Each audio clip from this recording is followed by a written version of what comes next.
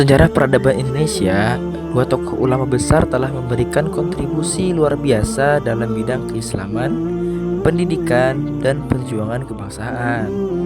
Mereka adalah Kiai Haji Hashim Asy'ari, pendiri organisasi Nahdlatul Ulama, dan Kiai Haji Ahmad Dahlan, pendiri organisasi Muhammadiyah. Dua sosok dengan pendekatan berbeda namun memiliki tujuan yang sama, yaitu membangun umat Islam yang berilmu, berakhlak, dan mandiri. Biografi Kiai Haji Hashim Asy'ari.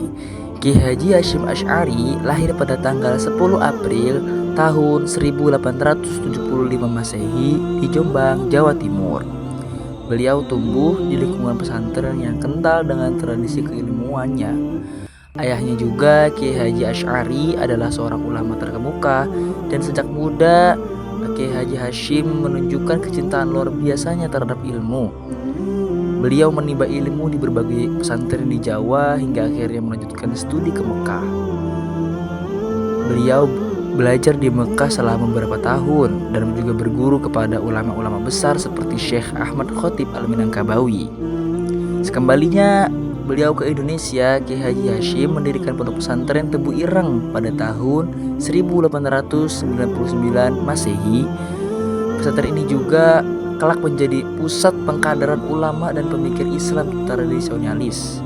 Puncak perjuangan Kiai Haji Hashim adalah saat mendirikan organisasi Nahdlatul Ulama pada tahun 1926 Masehi sebagai wadah perjuangan keagamaan, pendidikan, dan sosial berbasis Ahlussunnah wal Jamaah.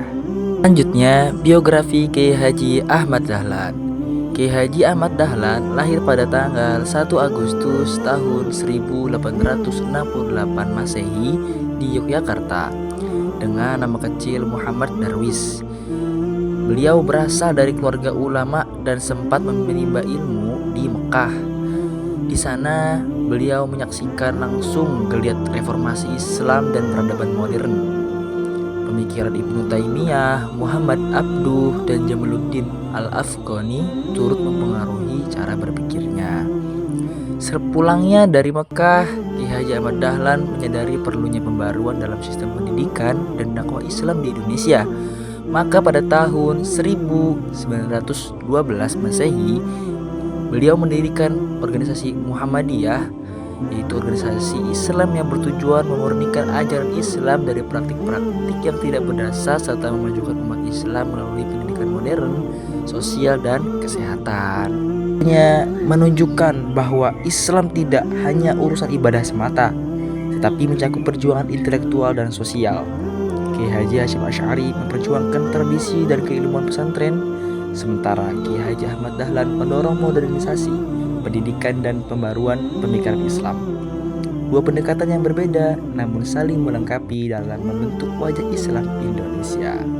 Pikiran pendidikan dari Kiai Haji Hashim Asy'ari dan Kiai Haji Ahmad Dahlan mencerminkan dua arus besar dalam dunia Islam Indonesia, tradisionalisme dan modernisme. Meski berbeda pendekatan, keduanya sepakat bahwa pendidikan adalah kunci utama kemajuan umat. Kiai Haji Hashim Asy'ari dan pendidikan pesantrennya. Kiai Haji Asy'ari mengembangkan sistem pendidikan pesantren yang menekankan pada pendalaman kitab-kitab klasik atau kitab kuning, akhlak, dan adab terhadap ilmu dan guru.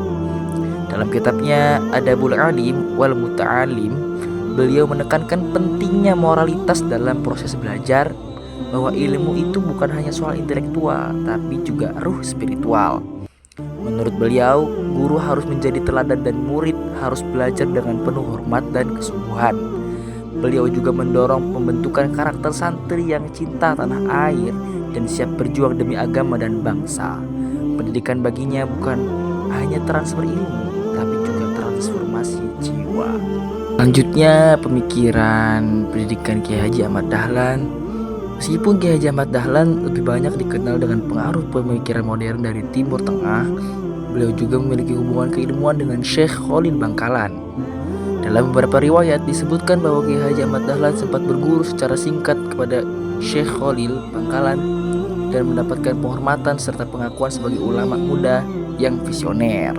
Kiai Haji Hashim Asy'ari dan Kiai Haji Ahmad Dahlan ini pernah berada di bawah bimbingan ulama yang sama, yaitu Syekh Khalil Bangkalan. Ini juga menunjukkan bahwa meskipun jalan perjuangan mereka berbeda, keduanya berasal dari akar spiritual dan keilmuan yang sama, yaitu Islam yang rahmatan lil alamin.